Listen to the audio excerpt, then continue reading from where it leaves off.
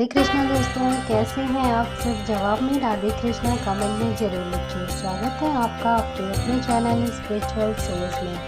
आज हम बात करेंगे अधिक मास में पड़ने वाले परमा एकादशी के बारे में। वीडियो में मैं आपको परमा एकादशी का महत्व, पूजा विधि, व्रत की विधि, व्रत उपवास के नियम और परमा एकादशी की पौराणिक व्रत कथा बताऊंगी। इसलिए वीडियो के अंत तक जुड़े रहिए और जानिए संपूर्ण जानकारियों को। आइए भगवान विष्णु को नमन करते हुए वीडियो को शुरू करते हैं। अंधकारं भुजगशयनं पद्मनाभं सुरेशं विश्वाधारं गगनसदृशं मेघवर्णशुभंगं लक्ष्मीकान्तं कमलनयनं योगाभिध्यानगम्यं वन्दे विष्णु भवभयहरं सर्वलोकैकनाथं।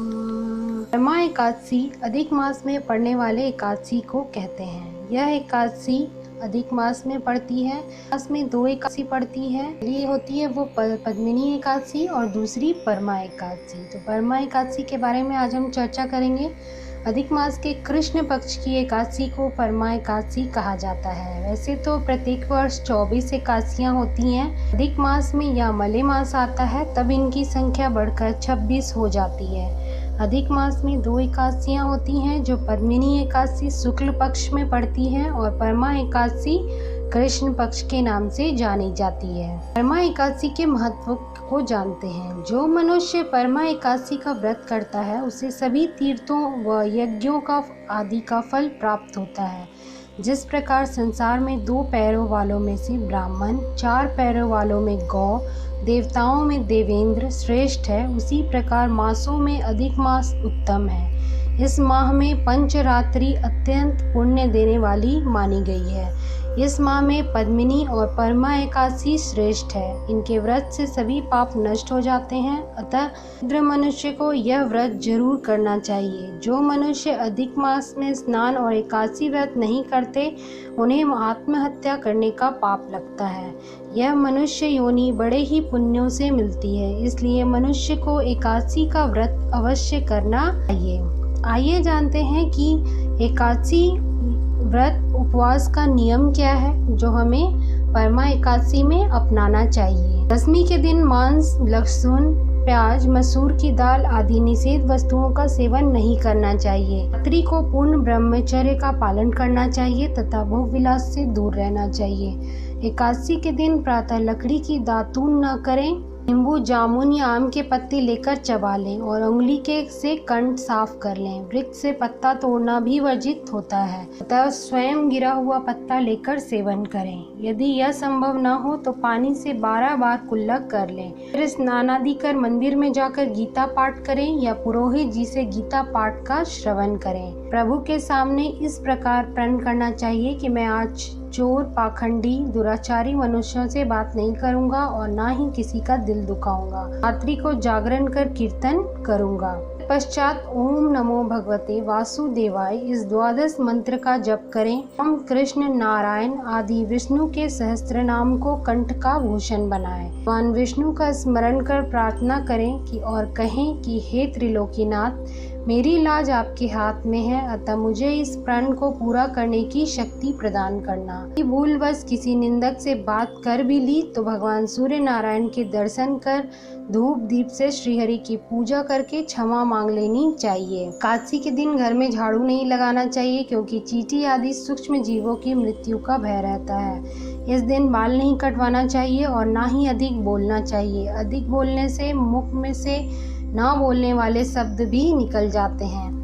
इस दिन यथाशक्ति दान करना चाहिए किंतु स्वयं किसी का दिया हुआ अन्न आदि कदापि ग्रहण न करें। दशमी के साथ मिली हुई एकादशी वृद्ध मानी जाती है। वैष्णवों के योग्य द्वादशी मिली हुई एकादशी का व्रत करना चाहिए। त्रयोदशी आने से पूर्व व्रत का पारण कर लेना चाहिए। अभी जो मैं आपको बता रही हूँ कि कौन कौन सी चीजों का सेवन नहीं करना चाहिए एकादशी में। एकादशी के दिन व्रतधारी मनुष्य को गाजर, सलजम, गोभी, पालक इत्यादि का सेवन नहीं करना चाहिए। केला, आम, अंगूर, बादाम, पिस्ता इत्यादि अमृत फलों का सेवन कर सकते हैं। एक वस्तु प्रभु को भोग लगाकर जरूर खाएं और तुलसी दल छोड़कर ग्रहण करना चाहिए।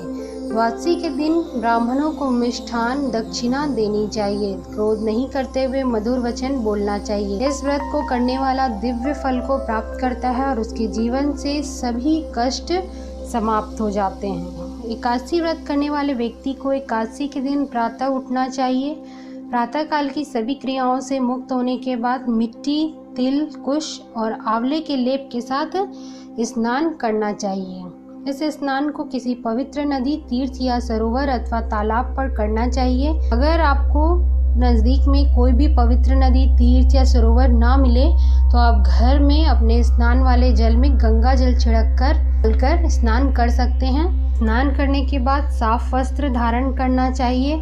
व्रत करने वाले को घी का दीपक जलाकर फल, फूल, तिल, चंदन एवं धूप जलाकर भगवान विष्णु की पूजा और आराधना करनी चाहिए। व्रत में विष्णु सहस्त्रनाम और भगवान विष्णु के अन्य स्त्रोतों का पाठ करने का बड़ा महत्व होता है। व्रत करने वाले को जब भी समय मिले इनका पाठ अवश्य करना चाहिए और व्रत वाले दिन आप दिन भर भगवान के 12 मंत्रों का जप करते रहिए।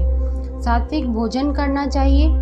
भोजन में मसूर, चना, शहद, साग और मांगा हुआ भोजन नहीं करना चाहिए। पुरुषोत्तमी परमा एकादशी की व्रत कथा क्या है, आइए जानते हैं पौराणिक व्रत कथा को शुरू करते हैं। धर्मराज युधिष्ठिर बोले कि हे जनार्दन, अधिक मास के कृष्ण पक्ष की एकादशी का क्या नाम है तथा उसकी विधि क्या है, कृपा करके आप मुझे बताइए। अर्जुन ने कहा कि हे कमलनयन, अब आप अधिक मास के कृष्ण पक्ष की एकादशी का नाम तथा उसके व्रत का विधान बताने की कृपा करें। इसमें किस देवता का पूजन किया जाता है तथा इसके व्रत से किस फल की प्राप्ति होती है। भगवान श्री कृष्ण ने कहा कि हे अर्जुन, इस एकादशी का नाम परम है। इसके व्रत से सभी पाप नष्ट हो जाते हैं तथा मनुष्य को इलोक में सुख और परलोक में सद्गति प्राप्त होती है। इसका व्रत पूर्व में कहे विधान अनुसार करना चाहिए और भगवान विष्णु का धूप, दीप, नैवेद्य, पुष्प आदि से पूजन करना चाहिए। भगवान विष्णु को पीले रंग बहुत पसंद है तो आप उनके पीले रंग के फूल चढ़ाइए और पीले रंग के नैवेद्य चढ़ाइए। उनके मनपसंद भोग को भगवान को जरूर अर्पण कीजिए। इस एकादशी की पावन कथा जो कि महर्षियों के साथ काम्पिल्य नगरी में हुई थी मैं तुमसे कहता हूँ, ध्यान पूर्वक श्रवण करो। काम्पिल्य नगरी में सुमेधा नाम का एक अत्यंत धर्मात्मा ब्राह्मण रहता था। उसकी स्त्री अत्यंत पवित्र और पतिव्रता थी। किसी पूर्व पाप के कारण वह दंपति अत्यंत दरिद्रता का जीवन व्यतीत कर रहे थे। मन को भिक्षा मांगने पर भी भिक्षा नहीं मिलती थी। उस ब्राह्मण की पत्नी वस्त्रों से रहित होते हुए भी अपने पति की सेवा करती थी तथा अतिथि को अन्न देकर स्वयं भूखी रह जाती थी और पति से कभी किसी वस्तु की मांग नहीं करती थी।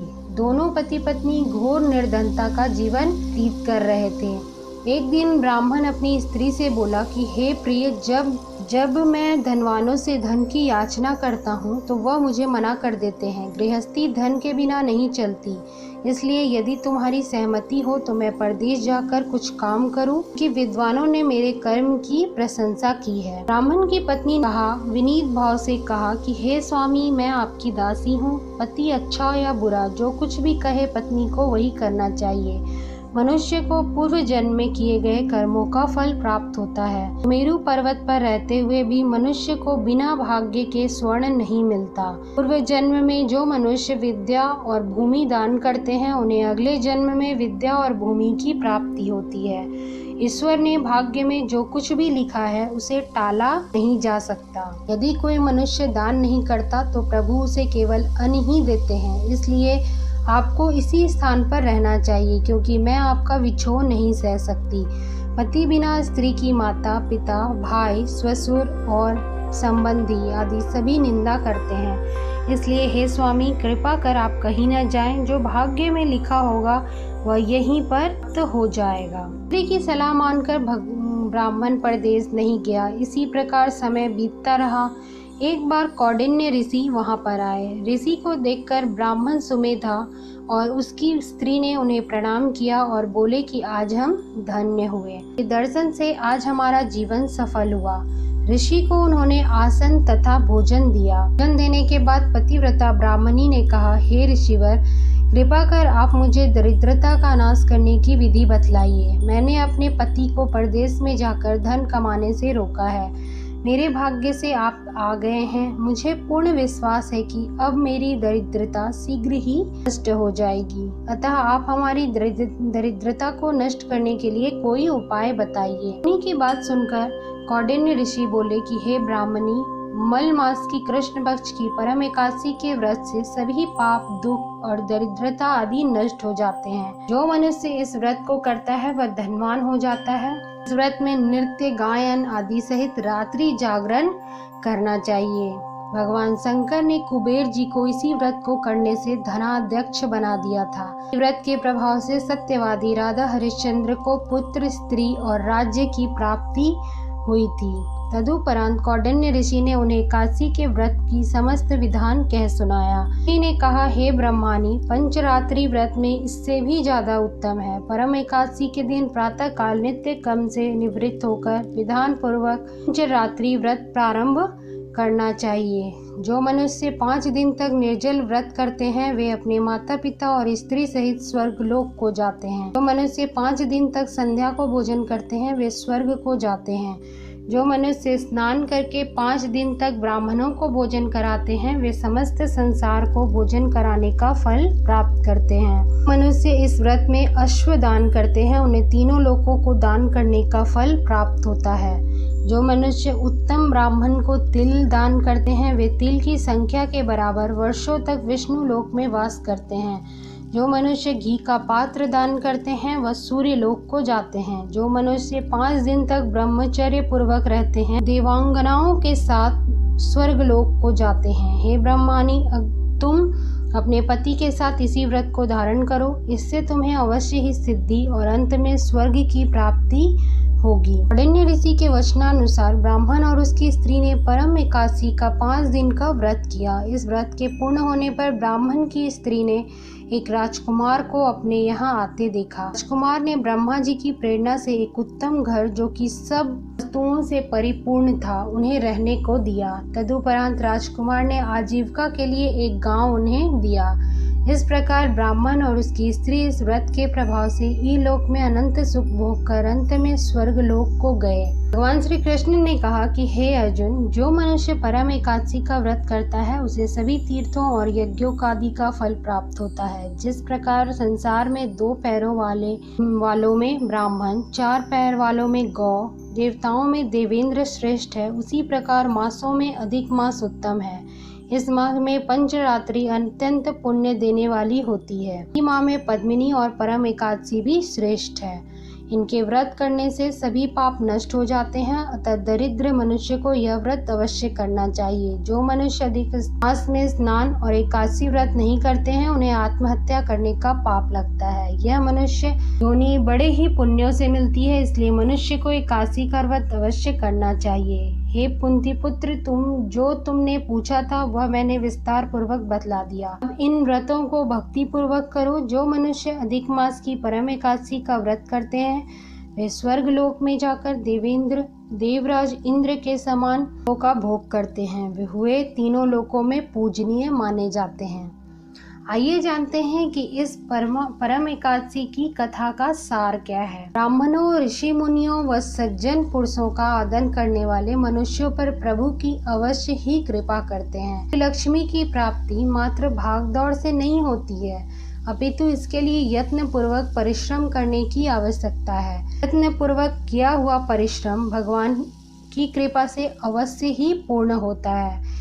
इसलिए आप इस कथा से शिक्षा ले सकते हैं किस प्रकार ब्राह्मण और उसकी पत्नी को धन की प्राप्ति हुई। तो यह व्रत, एकादशी का व्रत अगर आप करते हैं तो नियम निष्ठा का जरूर ध्यान रखें।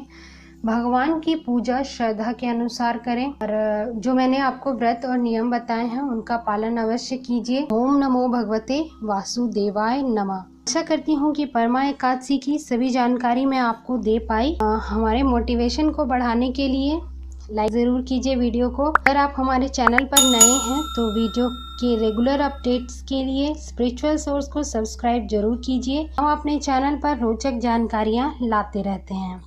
आज के वीडियो में इतना ही। मिलते हैं अगले वीडियो में एक नई और रोचक जानकारी के साथ।